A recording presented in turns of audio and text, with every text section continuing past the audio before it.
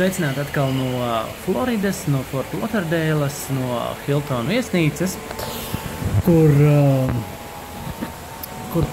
atkal notiek nākamā diena ar mācībām, un arī tev visu laiku ir jāmācās, un tāpēc, lai arī tev varētu sniegt kaut kādu informāciju jaunu, un varētu arī seansos Riga Brain ieviest, un lekcijās, tad arī nepārtraukti mācos, un šodien bija ļoti interesants arī prezentācijas, bija ļoti daudz par uzmanības deficīta sindromu, un kāds ietekmē, un kad iespējams ar līdzīgiem seansiem kā Riga Brain mazināt šo arī zāļu lietošanu par tā, ka pavisam noņemt nost.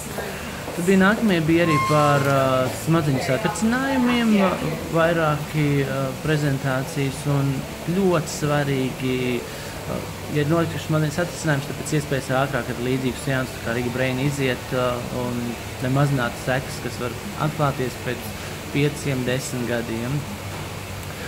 Bija par runas traucējumiem un tieši pēc galvas traumām un runas traucējumiem, kas 85% gadiem ir pēc insulta.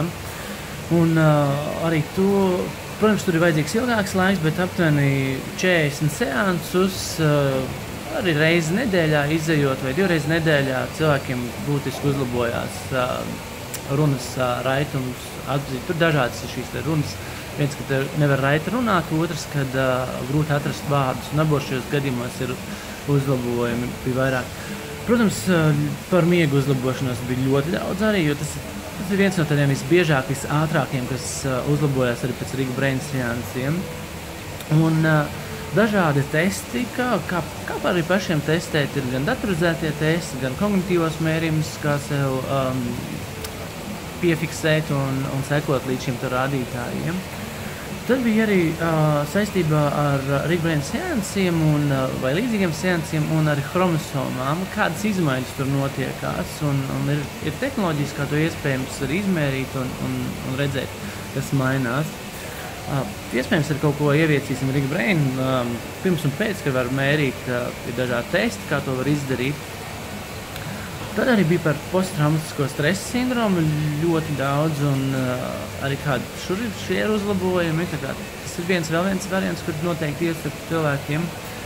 Un par smadzeņu novecošanu vai par demencēm, Alzheimer slimībām un tādām lietām. Tas ir tas, ko vēl viens bija interesanta prezentācija, bija par refleksiem.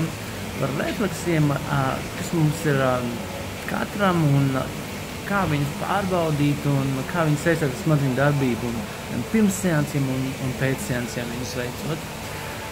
Un par to, ka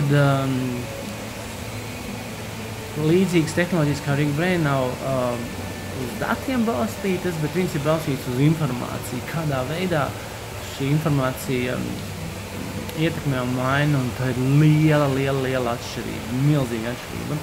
Nevis uz mērījumiem, bet kas balstīts uz kādām statistiskām, bet tiešām informācija, kādā veidā viņi ietekmē. Tā kā būs vēl daudz cits, lai tev izdodās, un es ticu tev, un līdz nākamajai tikšanās. Paldies!